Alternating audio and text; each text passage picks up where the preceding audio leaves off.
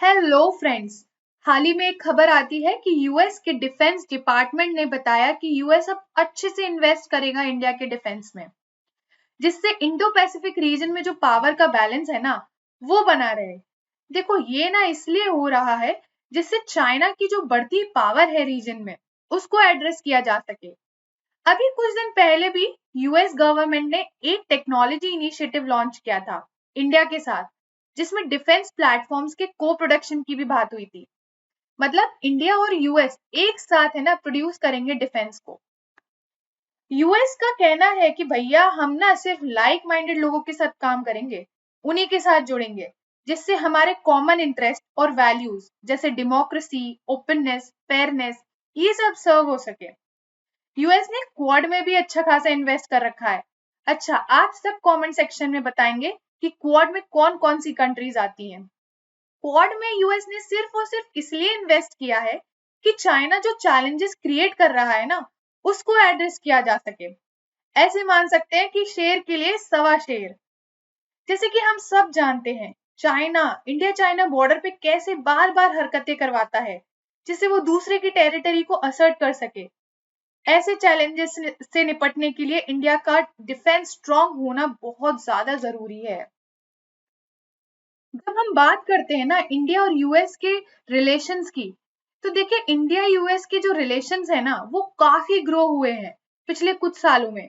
US ने India को major defence partner designate किया है, जो ये दर्शाता है कि अब इंडिया यूएस के क्लोजेस्ट अलाइज में आता है। इंडिया यूएस ने defence technologies and trade initiative DTTI, BECA, COMCASA, LEMOA वगैरह जैसे इनिशिएटिव साइन किए हैं, जिसके कारण इंडिया अब यूएस से सेंसिटिव डिफेंस टेक्नोलॉजीज ले सकता है।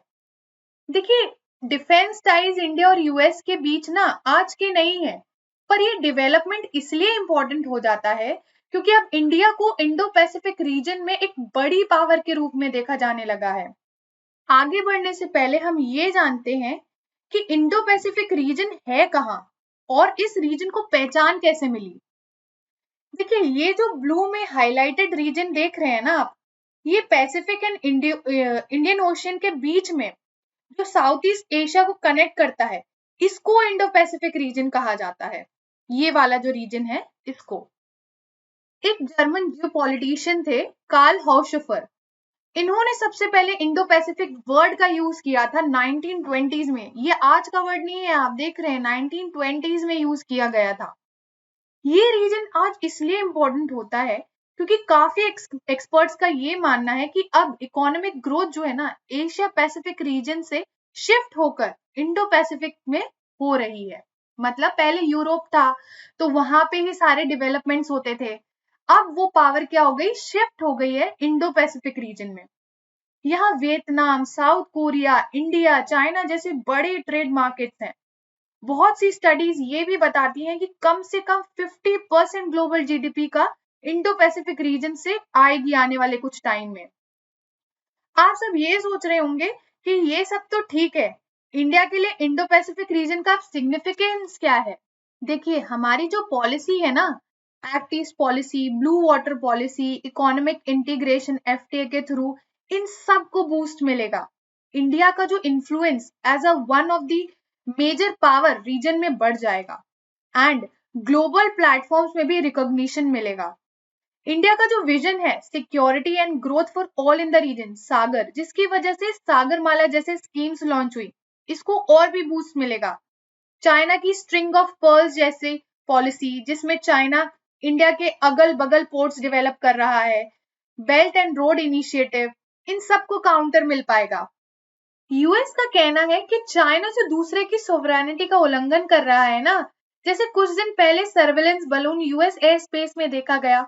इन सब को चैलेंज करने के लिए इंडो पैसिफिक रीजन की मेजर पावर्स जैसे इंडिया, जापान, ऑस्ट्रेलिया का एक साथ होना जरूरी है। यूएस इंडिया को भी अब रीजन की मेजर पावर के रूप में देखने लगा है। हाल ही में हमने ये देखा कि रशिया से ऑयल इंपोर्ट्स जो इंडिया ने किए थे ना, उसके लिए भी ऑब्जेक्शंस नहीं उठाया।